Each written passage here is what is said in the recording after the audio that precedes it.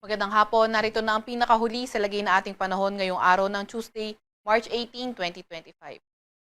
Sa kasalukuyan ay northeast monsoon pa rin o amihan ang nakakaapekto sa Luzon at easterlies o yung mainit na hangin galing karagatang Pasipiko nakakaapekto sa nalalabing bahagi ng ating bansa. Dahil nga sa easterlies, asahan natin yung maulap na papawirin, mga kalat-kalat na pag-ulan, pagkidlat at pagkulog sa Caraga, pati na rin sa may Davao region.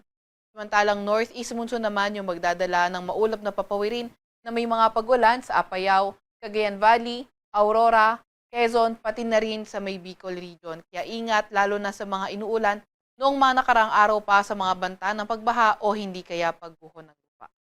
Mas magandang panahon naman sa nalalabing bahagi ng bansa kung saan sa Metro Manila at sa nalalabing bahagi ng Luzon may mga tsansa na may hinang pag-ulan at sa nalalabing bahagi naman ng bansa may mga tsansa ng mga localized thunderstorm. Sa kasalukuyan, wala rin naman tayong namomonitor na low pressure area or bagyo sa loob or malapit sa ating Philippine Area of Responsibility. Para naman sa lagay ng ating panahon bukas, inaasahan nga natin na by tomorrow, posibleng magkaroon ng epekto yung shear line. Ito yung salubungan ng hangin galing northeast at mainit na hangin galing silangan. Ito ay posibleng makaapekto sa may Bicol region by tomorrow. Amihan naman o northeast monsoon magdadala ng maulap na papawirin na may mga ulan sa Cagayan Valley, sa may Apayao, Aurora, pati na rin sa may Quezon. Mas magandang panahon sa nalalabing bahagi ng Luzon, kabilang na ang Metro Manila kung saan posible nga yung mga tsansa na mahinang pag-ulan or posible rin naman yung mga tsansa ng mga localized thunderstorm. Agwat ang temperatura bukas sa Metro Manila maglalaro mula 24 to 32 degrees Celsius. 15 to 24 degrees Celsius sa may Baguio, 23 to 31 degrees Celsius sa may Lawag, 22 to 29 degrees Celsius sa may Tugigaraw, 25 to 30 degrees Celsius sa may Legazpi at 21 to 30 degrees Celsius naman sa may Tagaytay. Agwat ng temperatura sa Puerto Princesa ay 25 to 32 degrees Celsius at 26 to 33 degrees Celsius naman sa may Calayan Island.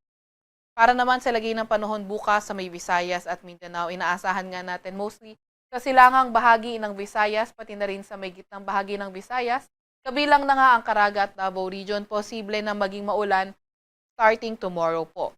Pero pagdating naman sa nalalabing bahagi ng Visayas at nalalabing bahagi ng Mindanao, mas maliwalas sa panahon yung inaasahan natin, pero may mga tsansa pa nga rin nga ng mga localized thunderstorm. Yung mga kasamahan natin sa Regional Services Division patuloy ang paglalabas ng mga thunderstorm advisory, rainfall advisory o hindi kaya heavy rainfall warning kung kinakailangan. Agwat ang temperatura bukas sa may Cebu City, maglalaro mula 26 to 30 degrees Celsius, 21 or 25 to 31 degrees Celsius sa may Iloilo, 25 to 30 degrees Celsius sa may Tacloban, 25 to 32 degrees Celsius sa Cagayan de Oro, 25 to 33 degrees Celsius sa may Davao at 24 to 33 degrees Celsius naman sa may Zamboanga. Meron pa rin naman tayong nakataas na gale warning sa western coast ng Ilocos Norte at Ilocos Sur. Kaya kung maaari ay huwag nang pumalaot sa mga lugar na iyan dahil magiging maalon hanggang sa napakaalon ng karagatan, ito rin ay napakamapanganib lalo na sa mga maliliit sa sasakyang pandagat. Para naman sa 3-day weather outlook ng mga pangunahing syudad natin, nakikita natin sa Metro Manila until Friday kahit papaano ay mararamdaman pa nga rin natin yung epekto ng amihan kung saan may mga tsansa lamang na may hinang pag-ulan. And then pagdating ng Sabado, although maliwalas yung panahon, may mga tsansa na nga ng mga localized thunderstorm. Sa Baguio naman, inaasahan natin Thursday until Saturday patuloy epekto ng amihan kaya may hinang pag-ulan yung inaasahan natin. Sa Legazpi naman, Thursday until Saturday, nakita natin na posible ngang maulan pa rin sa lugar nila kaya ingat at laging mag-antabay sa ilalabas na update ng Pag-asa.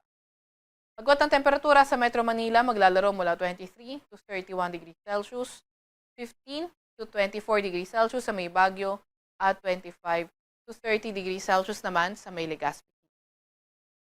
Para naman sa 3-day weather outlook ng mga pangunahing syudad sa Visayas, sinasaan natin Metro Cebu until Thursday posibleng maging maulan, pero nakikita naman natin yung pagbuti ng panahon pagdating ng Biyernes at Sabado. Sa Iloilo City naman hanggang Friday yung inaasahan natin na magiging maulan at yung pagbuti ng panahon is by Saturday. Sa Cloban, tuloy-tuloy pa nga rin yung mga paulan na nakikita natin.